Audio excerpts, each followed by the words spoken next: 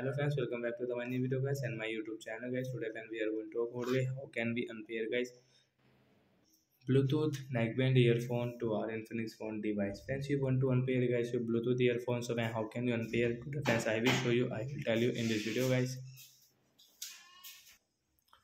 So first of all guys, turn on guys your phone setting to unpair guys your Bluetooth earphone guys.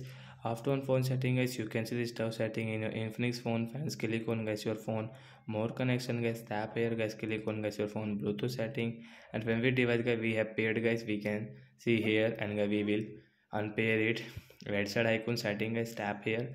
As you can see phone calls, media, audio, contact setting guys, you can on and off from here in your Infinix phone device. As you can see disconnect and forget option, you want to disconnect and forget means tap here, forget to unpair.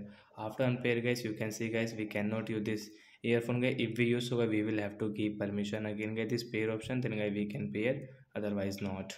So like that guys we can unpair our neckband earphone. So that's it guys, thanks for watching the video, bye guys.